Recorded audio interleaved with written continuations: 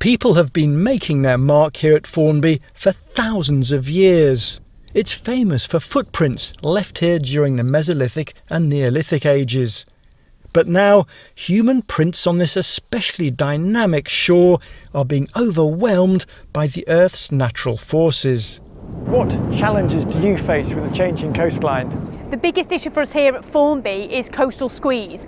So the dunes are actually moving inland here at a rate of 4 metres a year. That's massive. We're actually the fastest eroding coastline the National Trust cares for. Now, as the dunes are moving inland and inland, the infrastructure, the car parks, the paths, the grassland, the woodland, none of that's moving. So the landscape's just getting squeezed and squeezed and squeezed.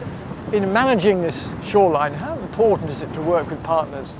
It's incredibly important for us to work with partners in relation to managing this coast, and that's true, I think, of any coast anywhere. The coast is continuous. A really good example is the fact that although we're eroding here at Formby, further north, that's where all the sand that gets taken from us gets deposited. It's actually growing out there from the sand that comes from Formby, and there's actually a little baby salt marsh, a little baby dune system that's forming because of the sand from here. But if we do something here that's going to affect that movement of sand, then we're having a huge impact on incredibly important habitats further north.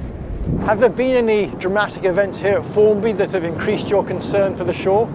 There has. The winters of 2013, 2014, we had those massive storms. We actually lost 13 metres off the front of the dunes in about 3 months. 10 metres actually came off in one tide alone in December. Now, considering we lose 4 metres a year, that's 3 and a bit years worth of erosion in essentially 2 tides. The changes take place literally overnight in front of your eyes. So the area behind us, you can see here, this is all tobacco leaf waste. Now that was dumped here in the 50s and 60s when the area we were standing on was actually old asparagus fields. So they came and dumped thousands of tons of tobacco leaf waste and they just left them. And then obviously as the dunes have moved back, that's now falling out. Now a lot of this will have fallen out overnight last night when we actually had some really quite high tides and obviously quite strong winds. What's your own view of this rapidly changing coastline? This is a shoreline that has moved and changed over millennia.